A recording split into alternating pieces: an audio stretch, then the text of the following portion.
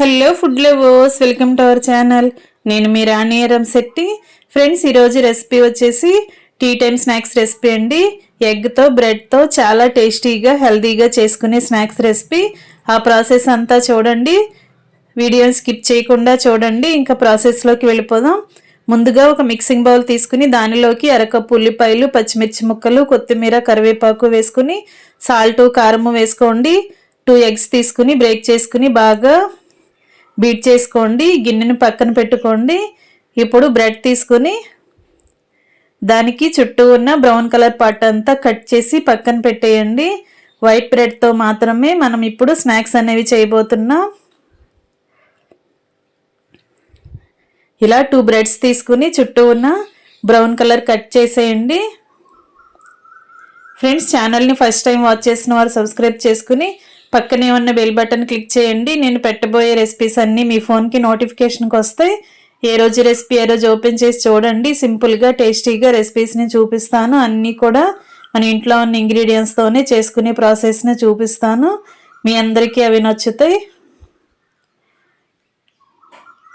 ఈ విధంగా కట్ చేసి వీటిని ప్లేట్లో పెట్టుకున్నాం కదా. ఇప్పుడు ముందుగా మిక్సింగ్ బౌల్లో కలుపుకున్న ఎగ్ మిశ్రమంలోకి ఈ బ్రెడ్ అంతా కూడా చిన్న చిన్న ముక్కలుగా కట్ చేసి వేసుకోండి.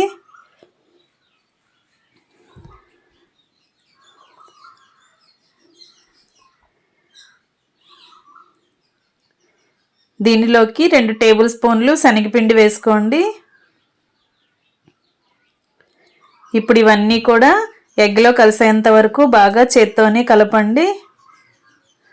ఈ విధంగా మనం వేసిన ఇంగ్రీడియంట్స్ అన్నీ బాగా కలిసేంత వరకు కలపండి. ఇప్పుడు ఒక అరకప్పు బియ్యం పిండి కూడా వేసుకుని బియ్యం పిండి అంతా కూడా ఈ పిండిలో కలిసేంత వరకు బాగా కలపాలి. పిండి అనేది చేతికి అంటుకుంటున్నట్లుంటే చేతికి కొంచెంగా ఆయిల్ అప్లై చేసుకుని పిండిని రెడీ చేయండి. ఇప్పుడు అరచేతికి ఆయిల్ని అప్లై చేసుకుని కొంచెం కొంచెంగా పిండి ముద్దను తీసుకుని ఇలా వడల్లాగా వత్తండి. ఈ విధంగా మనకి కావాల్సిన సైజులో వడల్లాగా చేసుకుని ప్లేట్లో పెట్టుకోండి.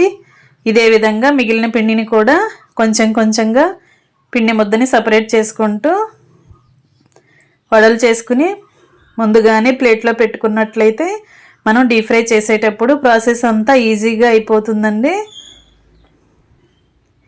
ఈ విధంగా మరీ కొంచెం చిన్న చిన్నగా కాకుండా మరీ పెద్ద పెద్దగా కాకుండా మీడియం సైజులో వడలు చేసుకోండి.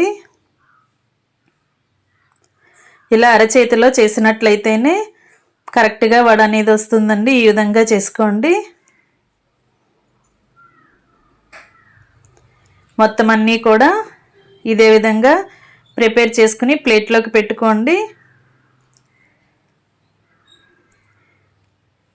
చేసుకోవటం కంప్లీట్ అయిన తర్వాత స్టవ్ ఆన్ చేసి కళాయి పెట్టుకుని డీప్ ఫ్రైకి సరిపడా ఆయిల్ పోసుకోండి. ఆయిల్ కాగిన తర్వాత ఫ్లేమ్ని మీడియంలోకి అడ్జస్ట్ చేసుకుని ఇలా వడలను తీసుకుని ఆయిల్కి పట్టినన్ని వేసుకోండి. ఫ్లేమ్ని మరీ హైలో పెట్టామంటే ఒకేసారి కలర్ అంతా చేంజ్ అయ్యి పైన అంతా క్రిస్పీగా వస్తాయి, కానీ లోపలంతా పచ్చిగా అనిపిస్తాయండి. అందుకే మీడియం ఫ్లేమ్లో మనం డీప్ ఫ్రై చేసుకున్నట్లయితే పిండి అంతా లోపల వరకు కూడా బాగా క్రిస్పీగా ఫ్రై అవుతుంది. స్నాక్స్కి క్రిస్పీనెస్ అనేది వచ్చి తింటున్నప్పుడు టేస్టీగా అనిపిస్తాయి. ఫ్రెండ్స్, మనం శనగపప్పు వడలు చూస్తూ ఉంటాం, చేసుకుంటూ ఉంటాం. ఆనియన్ వడ చేసుకుంటూ ఉంటాం కదా. ఒకసారి ఇలా ఎగ్తో బ్రెడ్తో వడ చేసి చూడండి. టేస్ట్ చాలా చాలా బాగుంటాయి. పిల్లలకి పెద్దవాళ్ళకి అందరికీ నచ్చుతాయి. ఈ విధంగా క్రిస్పీగా ఫ్రై అయిన తర్వాత ఆయిల్ నుండి తీసేసి వేరొక ప్లేట్లో పెట్టుకోండి.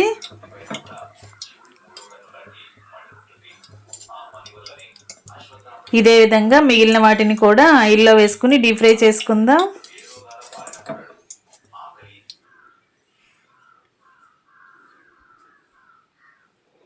మొత్తం అన్నీ కూడా ఇదే విధంగా ఆయిల్కి పట్టినన్ని వడలను వేసుకుని డీప్ ఫ్రై చేసుకుని స్టవ్ ఆఫ్ చేసుకోండి.